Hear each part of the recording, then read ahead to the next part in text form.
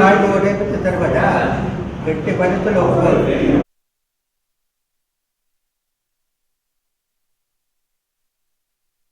ఉంది వాడు ఎవడో రమ్మను, ఎంత పెద్ద నాకెందుకు, అది నేను ఎవరు నిత్త డాలరు తీసుకొని మొత్తానికి ఇచ్చేసి సరిపోద్ది, మొత్తం ఇచ్చేయి, మొత్తం ఎంతన్నా కానీ ఇచ్చేయి, అయితే సరే.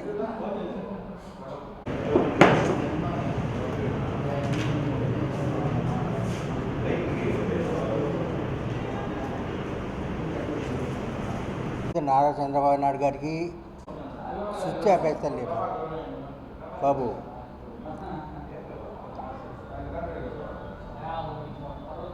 నా పేరు కొమ్మూరు వెంకటేశ్వర్లు. నారా చంద్రబాబు నాయుడికి, పవన్ కళ్యాణ్ గారికి, ముఖ్యమంత్రి గారి నారాయణ గారికి తెలియజేయడం ఏమనగా, నన్ను కోర్టులో 2022లో పెట్టి 4 ఏళ్ళ తర్వాత వాపసు తీసుకున్నామని దౌర్జన్యం చేశారు.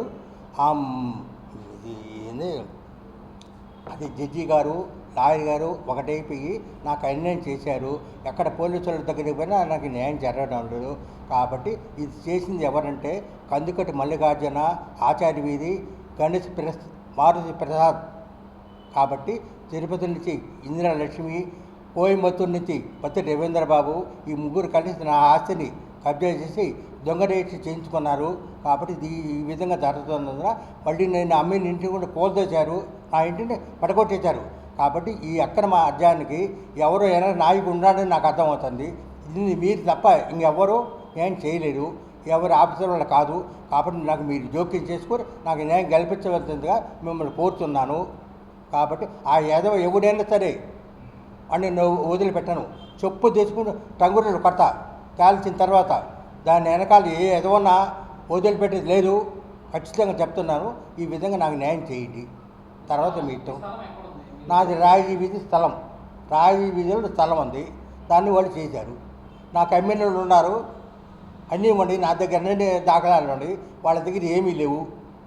కాబట్టి దీన్ని మీరు వెనక వేసి చేయించండి, తేలిక తీసుకోవద్దు. 7 అంకణాలు ఇల్లు 7 అంకణాలు ఇంటిని కోల్దోసేశారు. కాబట్టి ఇటువంటి రౌడీజం ఉండే నాయకులు ఎవడో నాకు తెలీదు, వాడు ఎవడు వెనకుండే నడిపిస్తున్నాడో కూడా అది తెలీదు. కాబట్టి నాకు ఈ న్యాయం చేయాలి.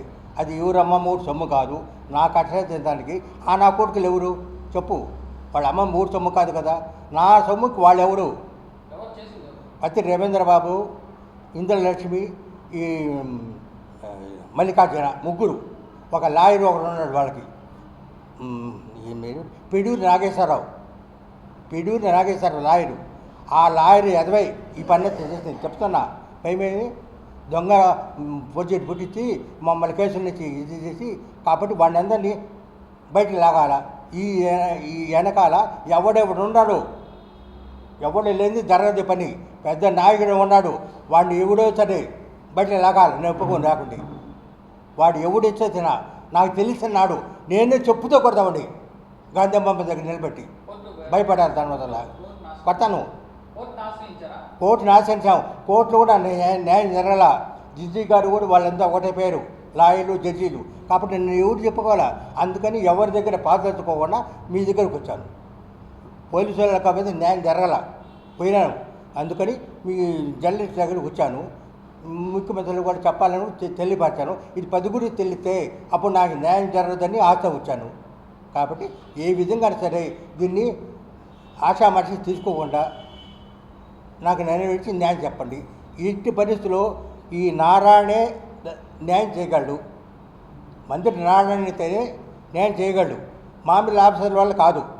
ఆయన జోక్యం చేసుకోవాలి, న్యాయం చేయాలి. అది నేను చెప్పేది. ఎందుకంటే ఆయన మంత్రిలో ఉన్నాడు, ఆయన ఏ పని చేయకపోయినా జరగదు. కాబట్టి ఈ ఆఫీసర్లు కూడా పెద్ద పెద్ద వాళ్ళకు లొంగిపోతున్నారు. అక్కడ చూసినాను, అందరికీ ఫోన్ వల్లనే వాళ్ళు ఎవరు మాట్లాడలేదు, నన్ను ఎవరు లెక్క చేయడం లేదు.